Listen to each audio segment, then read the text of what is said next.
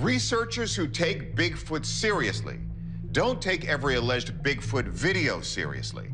In fact, they're often the first to call foul on the fakers. So when they tell us they've seen video they think is legit, we take a look too.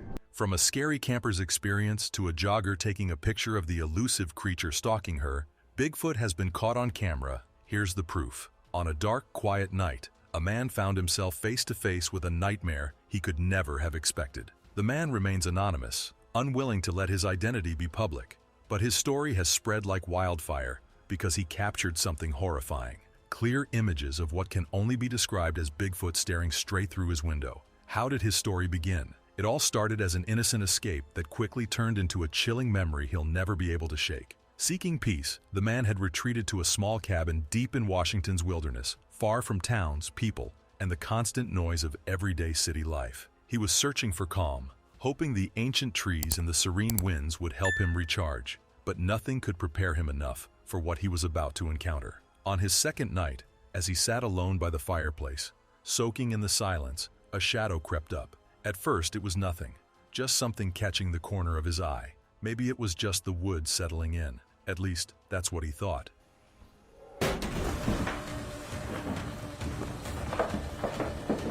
Get up, get up, get up, get up, get up. Get out, get up, get up, get up, get up. Out the front, get up, go, go, go. Move, move. But as he got up to close the blinds, his heart dropped. Outside, through the cold glass of the cabin window, a face was watching him.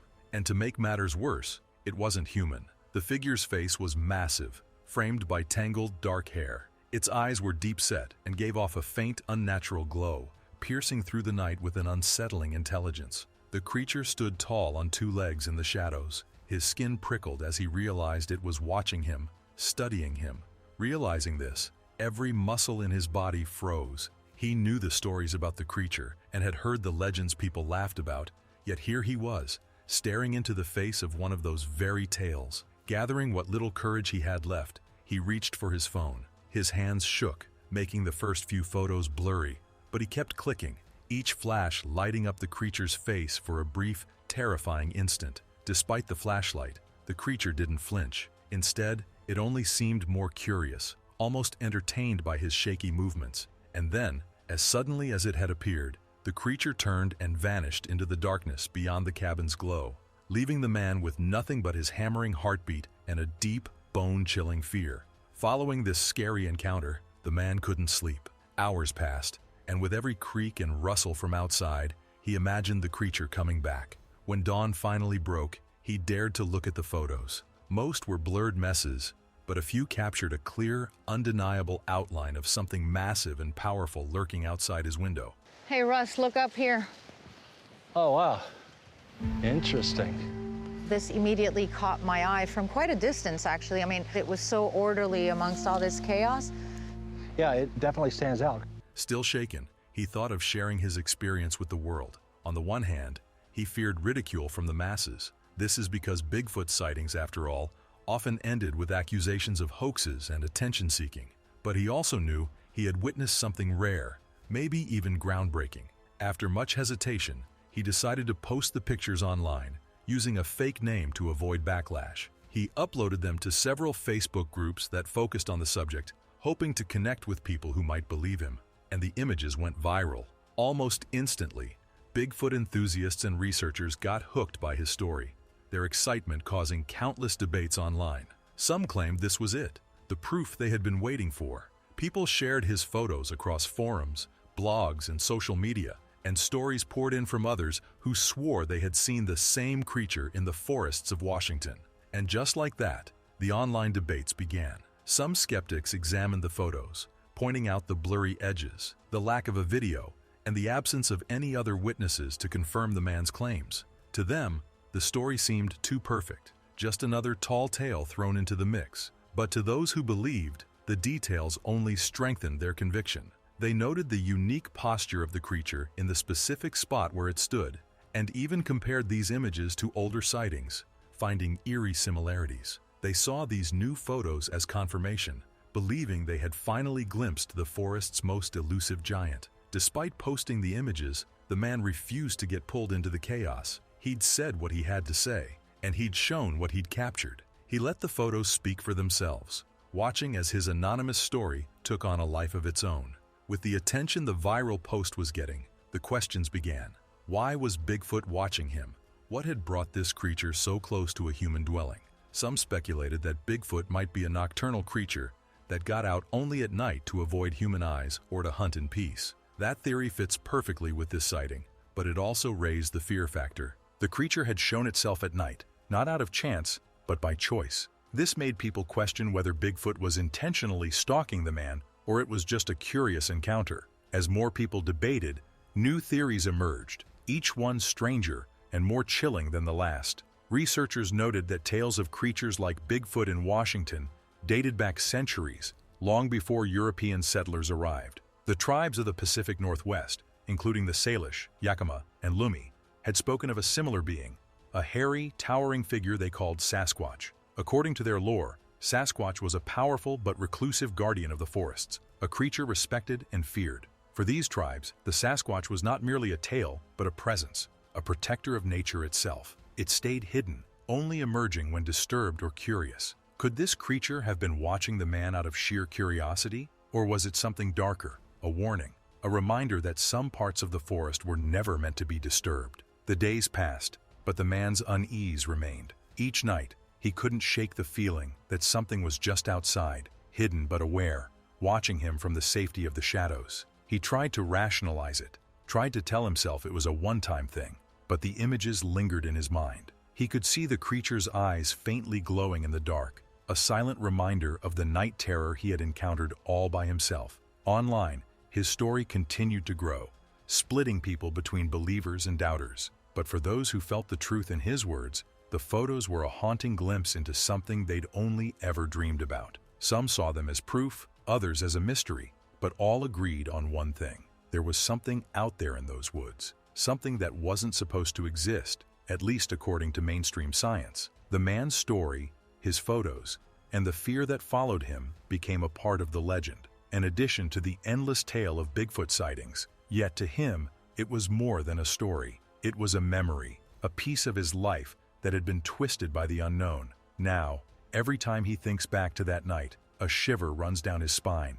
He remembers the cabin, the silence, the slow, terrible realization that something was watching him.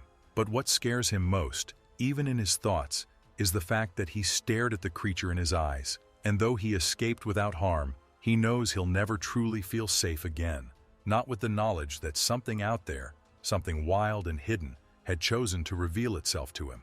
But he was not the only one who had encountered the creature and captured it on camera. Jogger sneaks a pic. A woman was on her daily jog along an old logging road. As she made her way down the road, something out of the corner of her eye caught her attention. It looked like a figure was wedged between a tree. She couldn't make out what it was, but it definitely seemed off. Curious and a bit scared, she got a little closer, and then she saw it. A dark figure attempting to blend in between the trees. It was doing a decent job of camouflaging itself, especially considering it was foggy, but it still stood out enough like a broad-shouldered furry blob. Terrified and unsure of what to do, of which the wise thing to do was probably run, but no, she took out her phone and snapped a picture of what she was looking at. The figure was dark in color, and with a face that seemed somewhat human-like, appeared to just be watching her. At first, she wasn't sure if she was looking at the back of its head or the front, but the front of its face looked slightly lighter compared to the top, and the rest of its body had a more grayish tint. Of course, the photo wasn't the best quality, considering the mist, and that the creature was intentionally avoiding her gaze, but it was definitely something fascinating. And if it was what she thought it could be, this was a pretty terrifying moment. And the Bigfoot footage evidence does not stop there. A giant humanoid creature running across the mountain. A group of researchers received unusual footage from a man named John. The video, filmed on a mountain peak along the Wasatch Front, showed a location tied to several Bigfoot sightings. John claimed he captured something strange that really caught the team's curiosity, and they were sent to investigate the mysterious area. John and his friends claimed they had caught undeniable evidence of Bigfoot.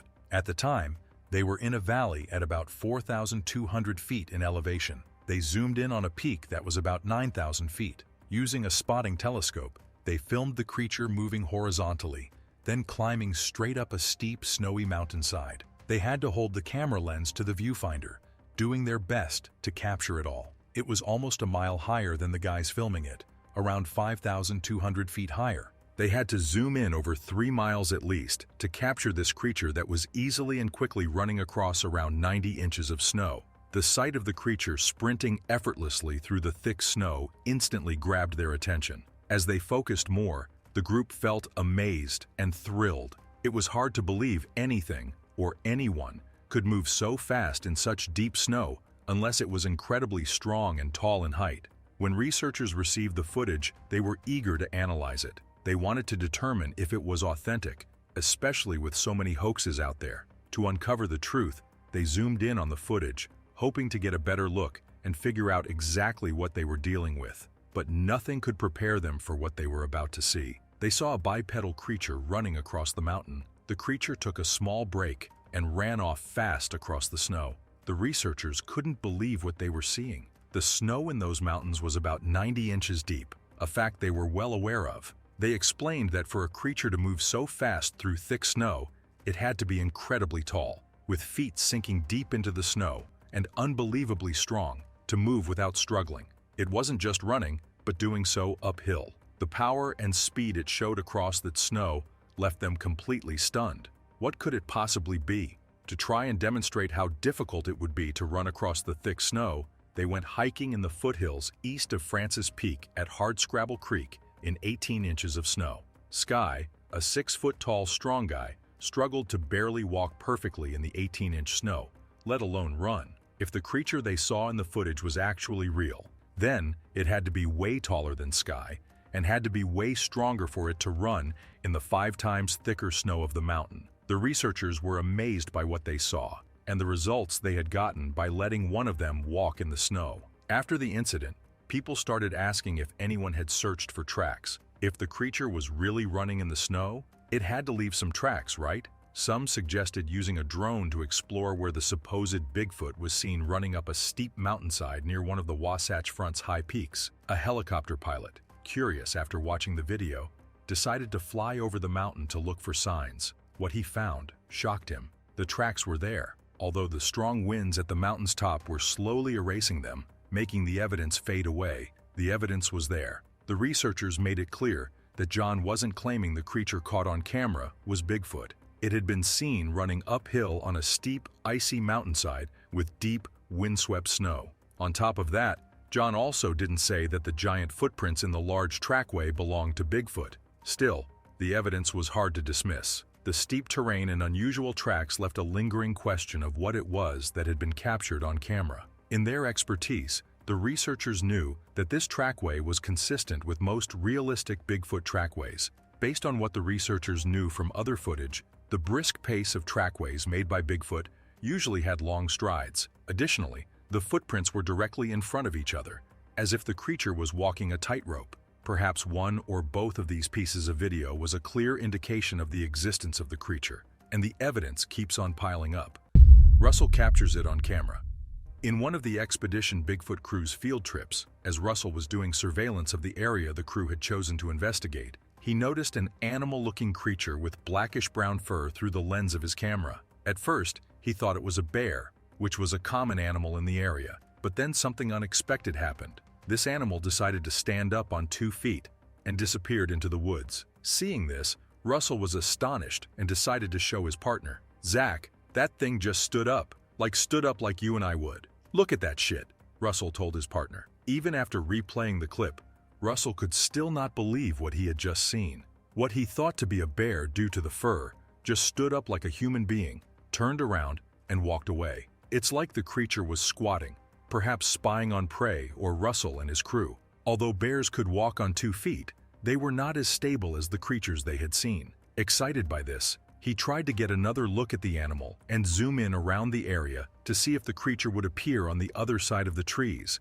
but there was nothing to look at any longer. The creature was gone. Overjoyed by this new find, Russell decided to go to the area where he had spotted the creature and investigate more, perhaps find some other clues. After a while, Russell could not wait to show the crew the video he had just captured, and so he called everyone back to base camp. They all gathered at base camp, where Russell had some exciting news to share. Everyone was eager to see what he'd discovered that made him call them back, so they got everything ready. Once Russell played the video, they could almost not believe their eyes. Russell told them, "I've been kind of glossing this area with a telescope for a while. It's a long way out, and I'm watching these clearings. Understand something?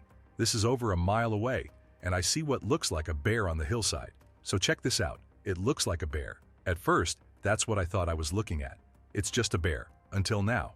Watch this." Seeing the footage, Maria was astonished. They had come so close to uncovering the truth. To give them a better look, Russell slowed down the speed of the video, and there it was. Bryce and Maria, having a bit more knowledge about Bigfoot than the rest of the crew, could not believe this. To them, that was definitely something other than a bear. To them, there was only one other possibility of a creature that could have that kind of behavior. It was hairy and moved like a human on 2 feet. Maria, being a detail-oriented scientist, had her own perspective. What she found most compelling about the video was the movement of the creature. The way that the head of the creature looked around before walking off was most interesting to her. The creature had head-to-floor vertical movement, and with her expertise, Maria knew that a bear could not do that. On top of that, based on what the crew knew about the animals in the area, Maria could not think of any other animal out there that would move like that. To her, Russell may have actually found something to help in their research.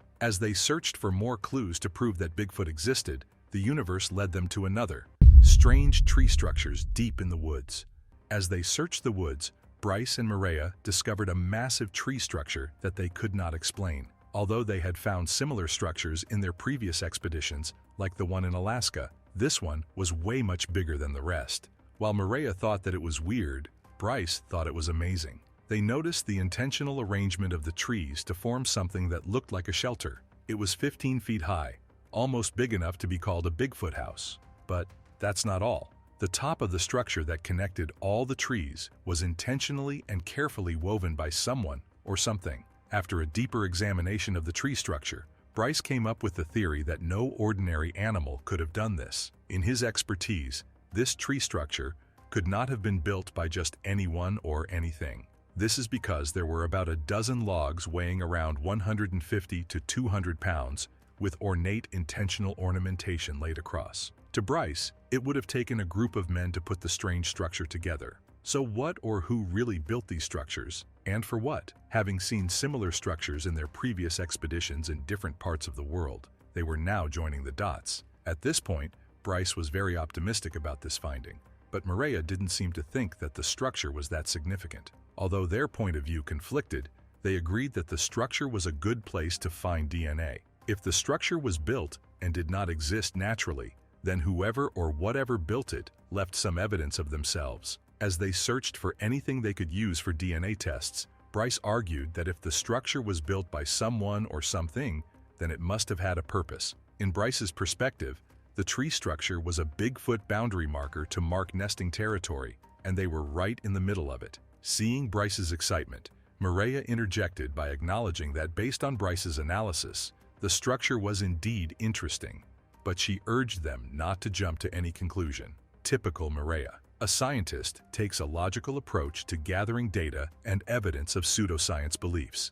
This was her role in the group, analyzing pseudoscience data and presenting it in a way acceptable to mainstream science. In order to do that, Maria believed that the crew had to speak the language of their critics and provide logical proof of the existence of Bigfoot. For this reason, Maria was always careful and hesitant about using the word evidence to refer to strange findings. To her, this tree structure was not evidence of anything, but it reminded her of a tree structure that looked similar to the one they had found in Kentucky. And Kentucky was an interesting place since the crew had gotten some of their most interesting DNA results. Understanding where Maria was coming from, Bryce agreed, and they decided to look for more clues. Maria chose to look for potential samples from underneath the structure, while Bryce took a closer look on the outside for anything else that might have served as a clue to their research. The area around the structure provided the team with a lot of potential samples that they could check later on, and this made them very hopeful about their investigation.